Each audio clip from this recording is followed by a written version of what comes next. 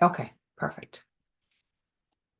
All right, I think we'll go ahead and begin here. Welcome, everyone. We are excited to have you back with us for another item on the financial stability pillar of the LIFT Academy.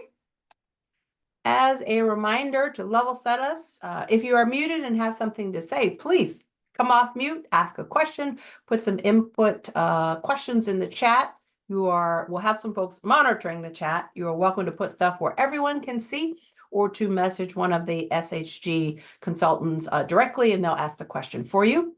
Just as a reminder, so everyone remembers, we are being recorded so that folks who weren't able to attend today have the ability to do so at a later date. So what we're going to do today, we're going to welcome everyone. We'll spend a few minutes reviewing the financial stability pillar, where we are in this series. We're coming to the end. And then we're going to focus on our pitches today, how you craft them, the FAQs, so the who, what, where, when, how of them. We're so excited for having some practice sessions today where you have a chance to put your two thumbs onto, actually, those are my pointer fingers, two thumbs onto the button to see, using your things that you've heard to give a pitch. Very excited for that. We'll close out, and as normal, we'll do a slight few minutes for our survey, and then we'll talk about what's coming up next. So let's jump in. Where we have been starting each of our financial stability information sessions, learning circles, virtual academies, is with these three overarching questions. Number one, where are you as an organization? Two, how do you evaluate what's available out there once you've determined who and what you are and what you need? And then lastly, determining your path forward to do that. Today's session is all about those first steps of determining your path forward, because now you're going to talk about the things that you need, talk about your organizations with folks who can help potentially fund you. So we're dipping into that third bullet.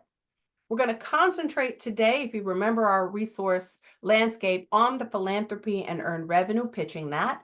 It does still work for the government avenue, but those are a little more specific in that most times, 99.9% out of 100, you have to then get into their portal, do all the data. It's a lot more involved than just the pitches itself. And so that we'll talk about where that's applicable, but we're going to concentrate on the bottom two today. Okay, so we're going to start with pitching your blank is becoming ever more important. You could put in there pitching your organization, pitching your program, pitching your next 5 years, pitching this social enterprise idea that you have for folks. It works the same for all of them. And it's becoming ever more important because the goldfish are winning. Microsoft actually did a study that between 2000 and today, that the human attention span has gone from 12 seconds down to 8. If there are any Ted Lasso fans in the house, there was an episode where he's talking to this football player about be the goldfish, because their attention span is so small that they just move on to the next thing. They're not worried about that drop ball or what happened yesterday. As we all know, social media, things in the news, everybody has 19 million things going on. So your ability to talk about what you do, where you're going, how you need help in detail, you've got to be able to do that succinctly if you're going to get any traction in the things that you're doing and that you want to do. And so some folks may be sitting and they saying, whew, well, this is just the development folks. I'm just going to listen and do some typing on the side. No, this should be your entire organization, because again, what people have available to them, the development folks to go out and do hours presentation, is shrinking. Everyone at your organization needs to be able to concisely and succinctly talk about what your organization is, where you're going next, what you need at a level that they can understand it so they can communicate it. Anybody, if you're working, if you develop, if you're the ED, provides direct services.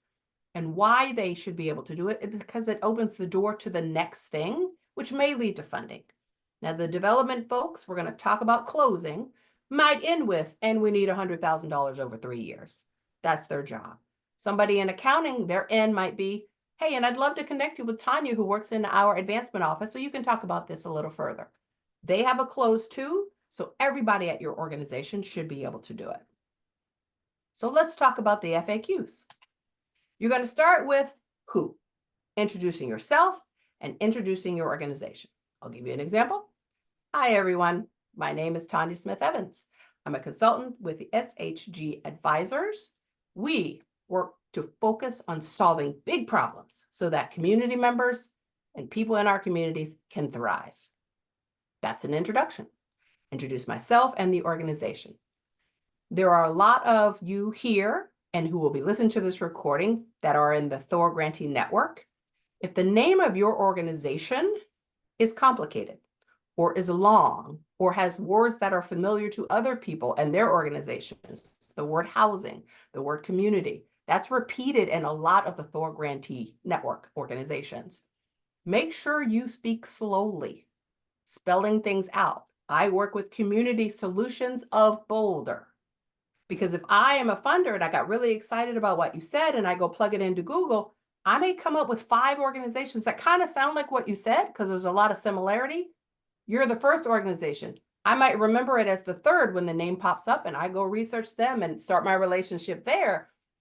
If you have a name that, again, has complicated spellings or is similar to others, make sure that you are speaking slowly, concisely, so that people are actually following up with the organization that you want them to. So that's the who. You introduce yourself and your organization. Now let's talk about the what. You are introducing and talking about what you are addressing as an organization by your programs and services. Are you addressing homelessness? Are you addressing education? Are you addressing first-time home buyers? What is the thing that your organization is addressing through its program and services? And then the most important part, where are you going next? Because I'm assuming the things that you're going to talk about in the programs and services is already funded. You're going to tell me you know what you're doing by giving me the examples, but it's over here. And next year we want to, or over the next 5 years, this is what you're trying to get the person listening to you most excited about. And so you want to be clear and give them a roadmap for that. We're going to talk in a little bit about length, because you could talk probably all day on just your programs. You could talk all day on just your services. You could talk all day about your expansion, your strategic plan, but there will be different levels of time that you have available. So how do you get those things down into the time frame that you have available to you? And we'll talk a little bit about that in a few slides. So you've introduced your who, you and your organization. You've introduced your what, the address, thing that you're addressing as an organization through your programs and services. And now the question is, well, where are you going to do these pitches? And the simple answer is anytime, anywhere. Again, with so many things going on in people's lives and not a lot of opportunity to catch their attention, you got to be ready at conferences.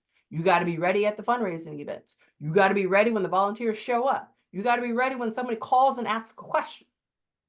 Most people might identify those. Where you also have to be ready is in your social media. You need to be consistent in what you're saying about your organization, about your programs, and where you're going, so that irrespective of which of these 5 or anywhere else that I run into you, the organization, whether it's Sally, Tanya, Summer, when I run into the organization and whoever I happen to be face-to-face with, I need to be hearing consistency in what those messages are. I'm sure we all have an experience where something came up and you had to call customer service and you told them what happened at the store. And they said, well, that's not how it works. This is our policy. And it was different than what the person in the store told you. And so you asked to speak to a manager and they tell you something different as well. You don't want to put potential funders, potential partners to you in that position of not knowing what the true story is. Consistency in what you're doing is important, which is why it's important to go back to everyone at the organization should be able to talk in these small overviews of what you do, where your organization is going, and what you need. So once you've done that, you've done the where, and now you've got somebody's attention, how long do you have with them? It really is depending on the situation. You might have a fleeting encounter. You're at a conference, you're going to one of the breakouts, and you see that person you've been looking for. And you're like, oh, hey, Tanya, how are you? And you know they've got something to do. You're on your way to something as well.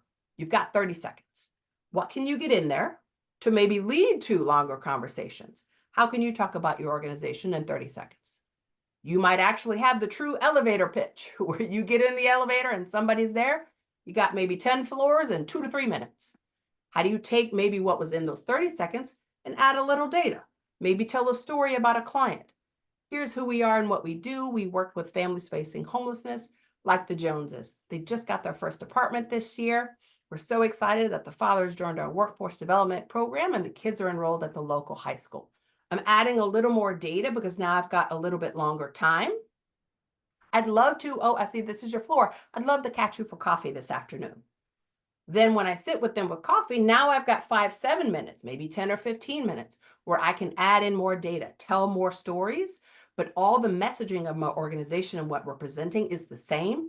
It is just tailored to the amount of time that I have available. Irrespective of what time frame you end up with, you want to make sure that you're kissing folks. And we love this acronym. The simple original one is keep it simple, stupid. But a lot of people don't like to say the word stupid, including me. So keep it simple, silly, or keep it short and sweet. You want to make sure that you're being concise. You may have 10 years worth of impact data and stories of 50 families, but how can you concisely keep it short to keep them interested for the next connection? So just remember to kiss folks when you're pitching. So we talked about the who, the what, the where, the when, and now we're going to talk about the why. All of the stuff that your organization produces about its work. It could be your website. It could be your annual report. It could be your grant reports. It could be your strategic plan that you put on your website. You are conveying your organization's impact on the important issues that you are addressing. A pitch does the exact same thing. It just does it verbally. And you may then reference people to the website, or you may direct them to the annual report that you're going to send them. It's those same messages about what you're doing, but in a verbal face-to-face contact. Why it's important to do is because it may be the thing that opens the door to a new relationship. It may be the thing that it strengthens an existing relationship. I promise you at the end of the year, when you send out your strategic plan or when you send out your annual report, you don't just send it to new organizations, you send it to your existing funders because you're looking to strengthen that relationship with those that are already funding you. Pitches are exactly the same thing. They're new windows that are open, but you also want to strengthen the ones that are already open. You hope that they bring in future connections, whether it's a longer meeting, whether it's being able to email someone, because eventually all those connections hopefully lead to funding and investment in your organizations and the programs. So now that we talked about why you're doing it, let's talk about the last of our FAQs, and that is the how. One of the things that organizations that are working in more easily exploitable communities, children, abuse, homelessness as an example, have to be careful with is approaching things often avoided like scarcity mindset. There is a gentleman called Trabian Shorter who started a foundation called Be Me, and he developed a system called asset framing. And essentially, you want to be focusing on the positive aspects of the community or clients that you're working with, rather than always placing them in a deficit frame, which can feel more exploitive. For those of you that are maybe 30 years old and above, if you remember back in the late 80s and 90s, Sally Struthers used to do a lot of commercials for Save the Children. And in these commercials, they showed a very raw, upfront image, camera in the faces of children like this, of the Ethiopian famine. Starving children with rib cages exposed, flies in the eye, mucus and spit on the face. While they could have showed perhaps once they had some funding and now they're in a new home or they're getting fed, it always focused on more of a deficit, though true, of what these families and communities were dealing with. Now that commercial probably wouldn't pass muster to be able to be on TV. You can still tell the story of what's happening, but perhaps not focus just on the more negative instances about the circumstances. Another example more recently would be the Sarah McLachlan commercials, where the song is Angel, a very slow, melodic, beautiful song for the ASPCA, where again, you see exposed rib cages. It's for animals that have been abused. Sometimes they show the abuse, though blurred. It's a very deficit presentation of these animals versus they could show perhaps the dog after eating a good meal and in a new home saying what used to happen, but now look where the dog is. They got potential to run and be a family pet. And so some things, when you're dealing with homelessness or clients who are in substance abuse or have, domestic issues in their home, it can be easy to focus just on that, but it presents them in a more exploitive position. And we want to think about how we turn that a little bit to focus on the potential, because that really is what you're asking funders to invest in, is that potential rather than the circumstances that family or community might find themselves in at the moment. So what happens then when we put all this together? You've got the who, you and your organization, the what, the examples of products and services that you have that address these things, where you're hopefully doing this everywhere, consistently in all your messages. You again want to keep it simple and concise. You want to kiss them.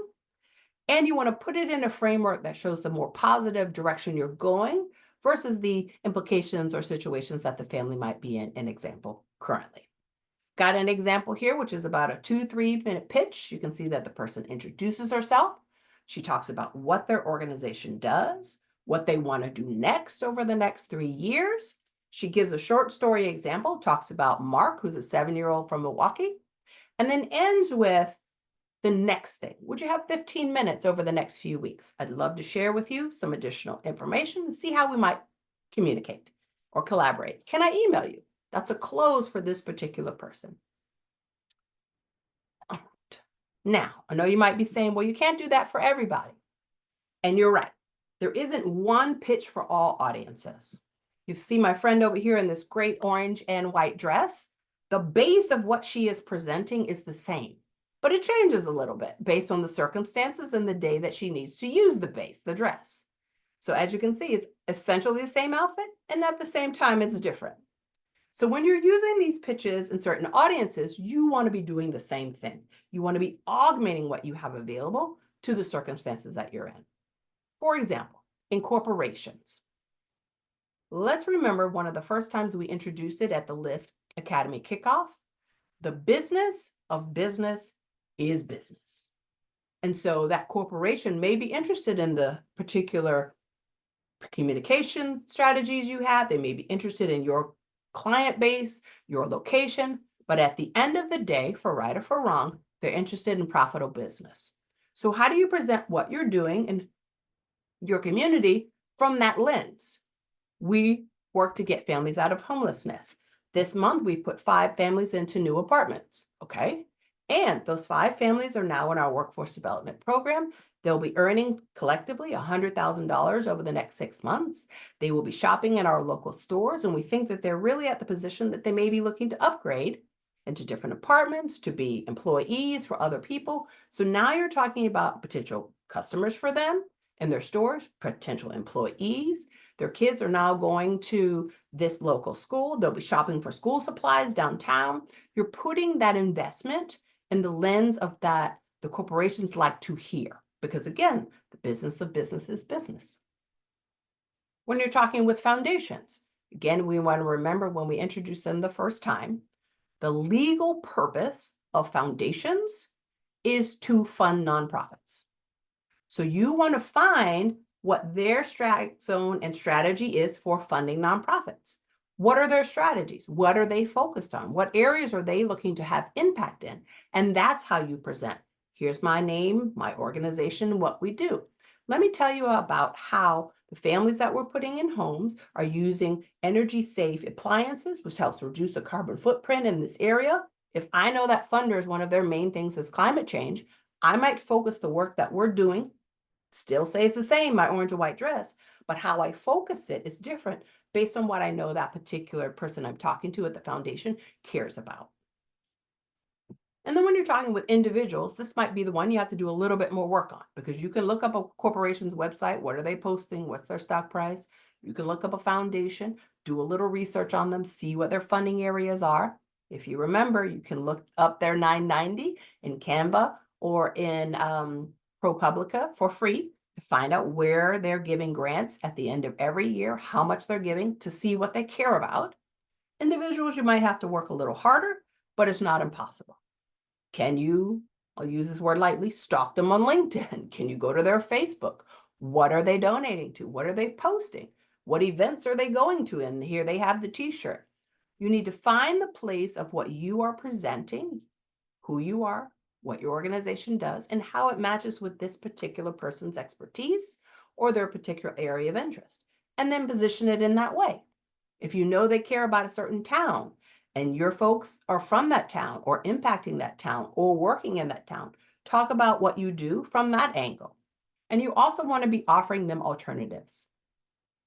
Yes, they might write a $10,000 check at the end of that conversation, but maybe they don't have that to give, and that's really not what you're interested at the moment.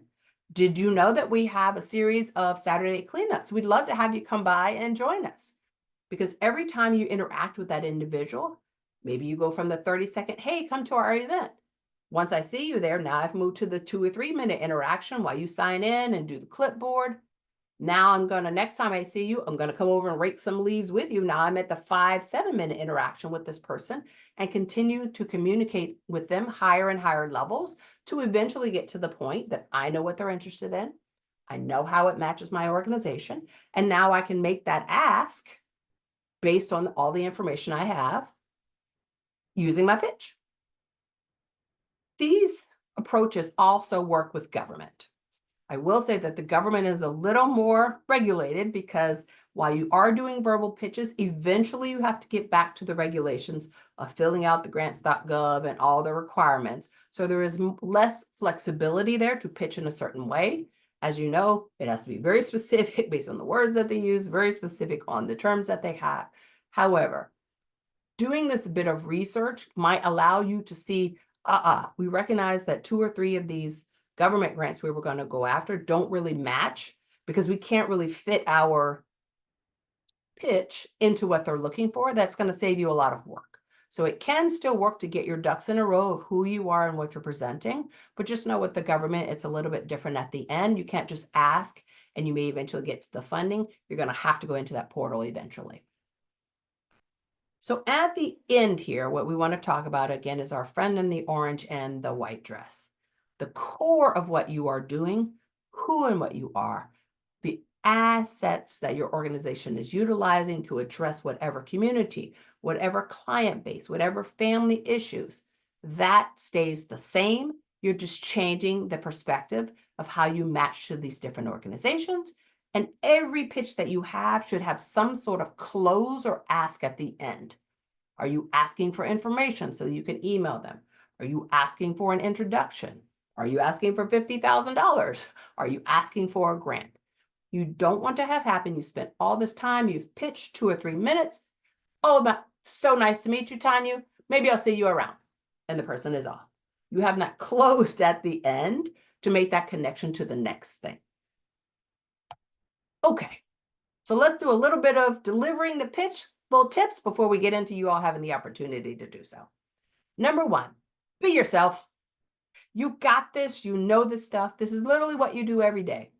Sometimes standing around a water cooler in the office or the break room, hey, tell me about this organization. What are you guys doing?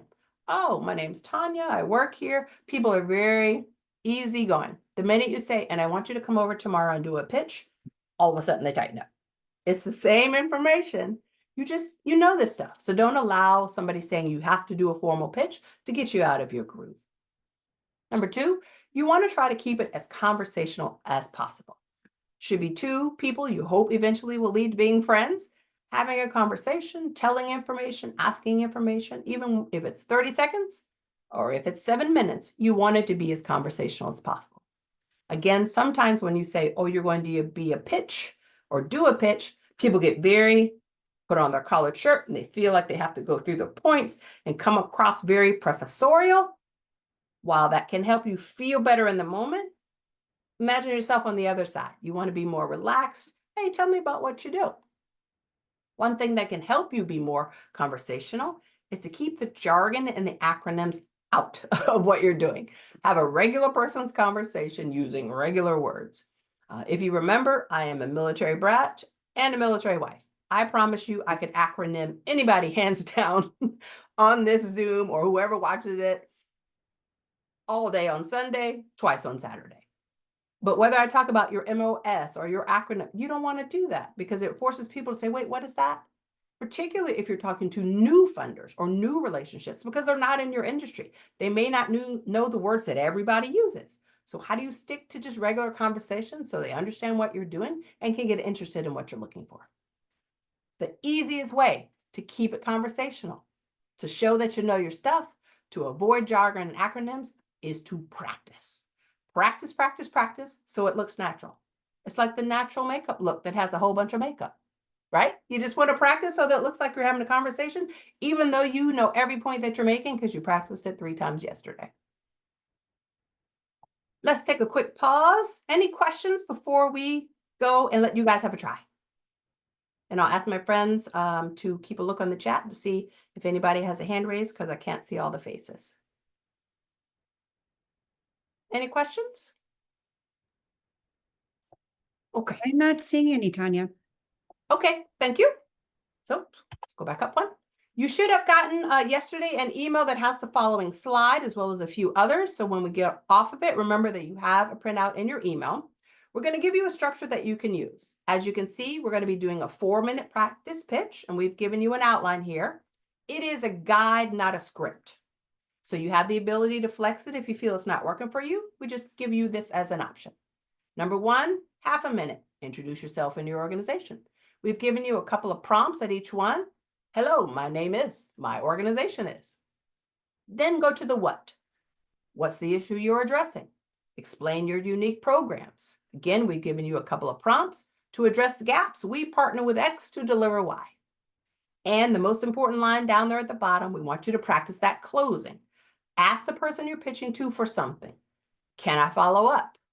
Can I ask for you to donate $10 today?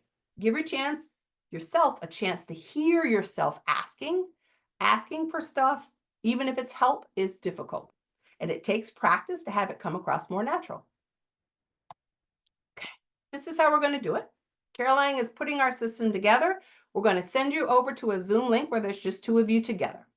We're going to have 2 of you for the first 5 minutes. This person pitches to this person. Afterwards, this person gives them a little bit of feedback. While everyone would love to hear, oh, that was perfect, I wouldn't change a thing, you might want to give them a little bit of critical feedback that they actually might be able to use. And if you remember in your sheets that you got yesterday, we gave you this sheet, which gives you a little bit of how to listen when someone is pitching to you. Did they introduce themselves clearly? Do you understand the name of their organization? Are you clear on what they're looking for from you? So we've given you the ability to have a script for what you're pitching, as well as a little bit of template for when you're listening. So once that first person has gotten their feedback, then the second person gets to pitch, get feedback from the first person, and then the system is going to zip you back over into the big room. We'll take a big breath, and then we'll try it again. All right? So this is going to be round 1. Everybody should have a Zoom breakout invitation that shows up on their screen that you are able to accept and go into a breakout room. Okay, hang on one sec, just making a few adjustments. Yes, ma'am. All right, I'm opening the rooms. Everybody just needs to click join.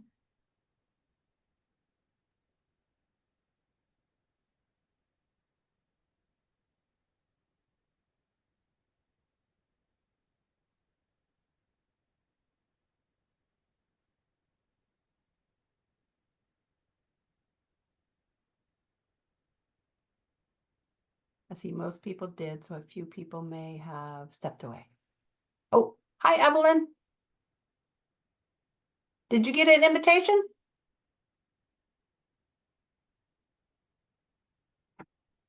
I thought I had accepted it. Oh, let's see. Maybe Carolyn can send you Yes, another one. yeah, it says not join. Do you see a red button that says join?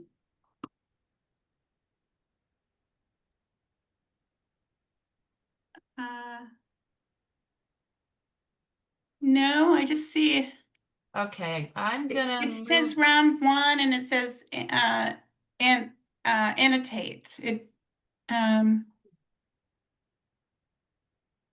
gonna try moving you, Evelyn, to another breakout room, okay? okay. I'm gonna move you to room 4. All right.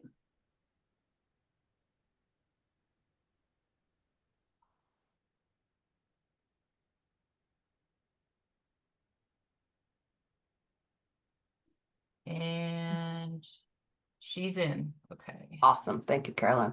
All right, so we got a couple people here that haven't joined, so I'm gonna try to move some people. Oh, now she's not joined. You're back, Evelyn. She's back. Did it not work, Evelyn? Oh, wait a minute, you're on mute, Evelyn. Yes, I did get I did select join and it said it's something it's being shared with the administrator or something like that. It didn't. Well, no, she's, Give us a couple minutes. We're gonna try to figure it out. I wonder if she's got an older system. Okay. Appreciate your patience. Yeah. No, I've been able to do this in the past and I am getting that join thing, but then it says it's being shared with the host or something. Oh my goodness, I'm so sorry, Evelyn. Let me try to figure this. No worries. Anyway, if we can't figure it out, we'll maybe stop the record for a second. And I then guess- maybe you could just pitch me. I'm gonna try one more time, Evelyn, to put you into room 2. Okay. And it says, so I said,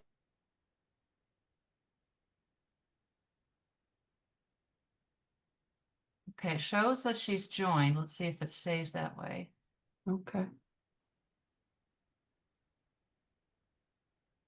And everybody else, all the other rooms have 2 folks in them with their they've all been admitted, they've all joined, so it looks like the Okay. other rooms are working. Perfect. And I have that we went to break at 3:32. I've got in progress, it says 16 minutes, 24 seconds.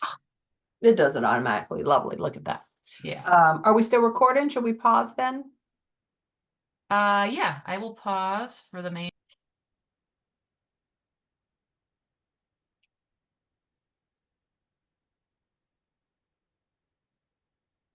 So the breakout rooms will all officially completely close in 43 seconds. So they're wrapping up now. Okay, great. Thank you. Mm-hmm.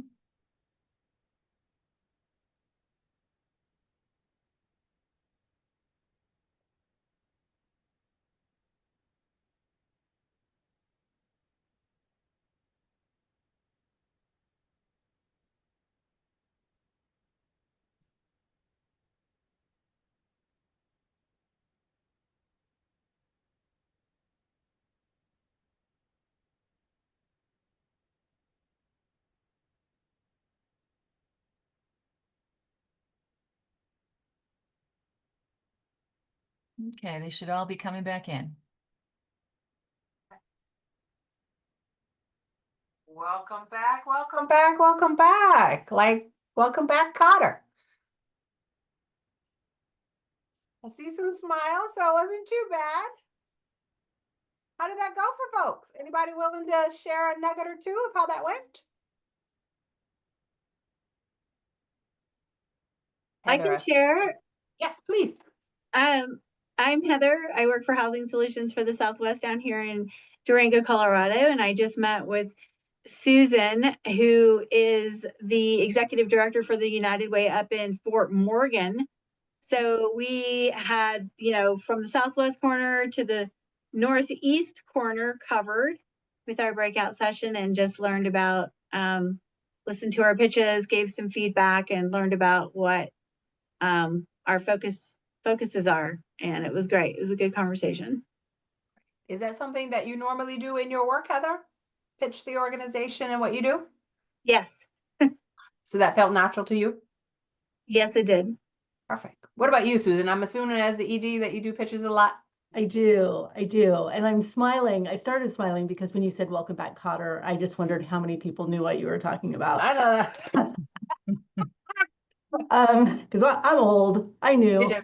It was great. And we were talking, those kinds of pitches for me are most comfortable when they become very relational and talking about what we have in common in the work that we do. And then it just becomes really easy. So yeah, it was a great conversation to share our needs and what's going on in our communities for sure.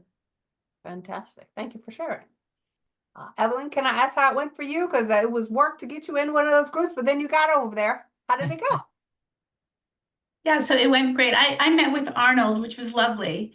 And so we we provided suggestions to each other because I think sometimes we mention terms like coordinated entry or Right. rapid rehousing or homeless prevention in our pitch. And so we just talked about other ways to frame that. So because not everybody knows what that means. So that was great. And it was just similarly, it was we spent a little bit of time just learning about, taking a moment to learn about what our organizations do and how we work. And so that was great. And I have a very special place in my heart for Africa. So, and Arnold is from Benin, so we got to share a little bit Okay. about that. Back to Susan's relational. What can you pick up Yes. and how can you build a relationship? That's Yeah. Thank you for that. I love those examples. And I find that if it's part of your work, at some point it was the first time, it is so different. You're like, this is what I'm going to say when it's up here and it flows so beautifully. And the minute the words leave your mouth and you hear yourself saying them, you're like, oh, that didn't come out the way I thought it was going to. Yeah. Right? Irrespective of what it is, it takes time to practice and hear yourself say stuff out loud and have it feel natural. So thank you all for doing that. Are we up for a second round? Thumbs up. I'm ready to go. Ready to go Okay. when they are. We are going to have the system do it automatically. So you may end up over there with the same person. If you do, just leave the breakout and come back and we'll rematch you with someone else. But hopefully it should make sure that everybody ends up with someone different. If it doesn't, again, just come back over. Think about what you may do differently. If you talk to the person the first time in your role and you talk to them as an ED, say, you know what, I want you to pretend to be a funder and I'm going to pitch you that way. Put that lens on, that pair of ears and tell me what you hear. Is it different? Does it sound the same to you? All right. Carolyn, are our rooms ready to go? Yes, we have one room that has 3 folks in it just because we didn't have enough here, but I'm going to open the Okay. rooms up and let you folks do your thing. All right. Best of luck. We'll see you in a few minutes.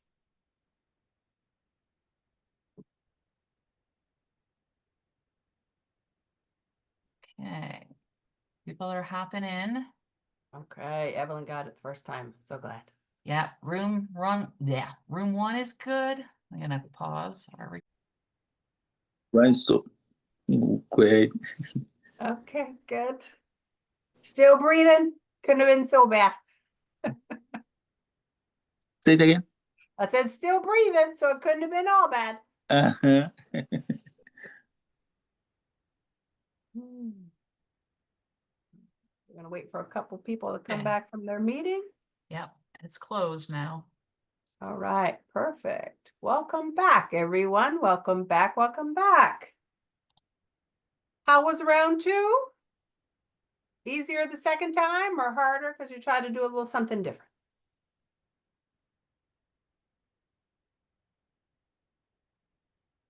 See, Miss, can I call on you? How did it go? Sure.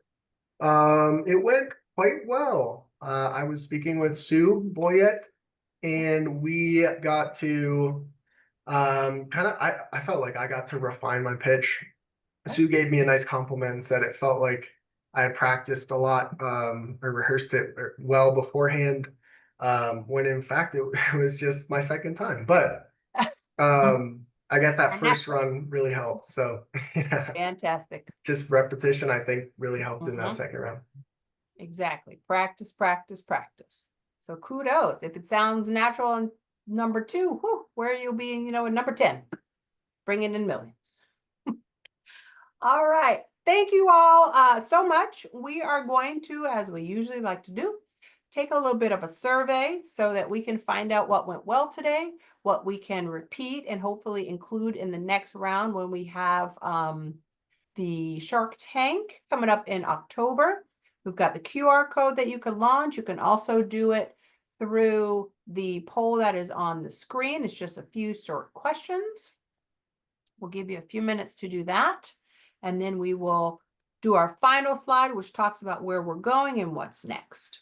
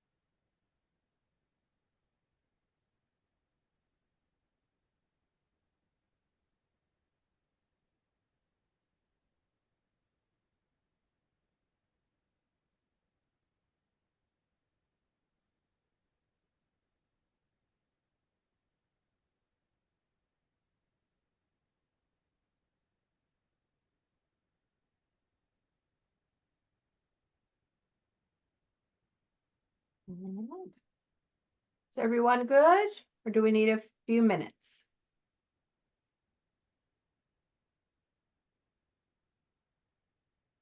Okay, I'm gonna take the Evelyn head nod as good. Thank you. All right, so rounding out for today, again, thank you for your time.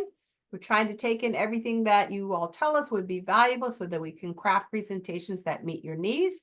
Before today, again, we've had multiple learning sessions and learning circles and virtual assemblies within the financial stability pillar, starting way back in May with the launch, then Medicaid, and then on to focusing on some of those financial stabilities.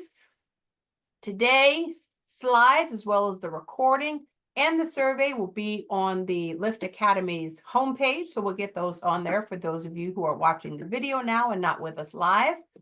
Looking forward, we're going to take the feedback from the surveys as we craft the session where we're bringing in outside actual funders who are donating their time in a friendly Shark Tank, or as Cullen, our team member, likes to say, a dolphin tank, because it's friendlier than a Shark Tank, where you can get some feedback to your pitches and how you're laying things out from people who actually, this is what they do.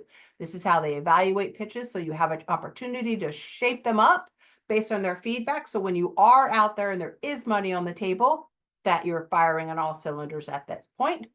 That will be our last event, single tier for the financial stability pillar. And then we will be launching in November into the next pillar, which is the programmatic excellence. So that is where we are headed. All of the dates, the slides, as well as the information of where we're going, again, is on the Lift Academy homepage. So anytime you need anything, feel free to email the team or just to go to the homepage for all that you need. Again, thank you all for your time today. We appreciate you and have a great rest of your day. Thank you. Bye-bye.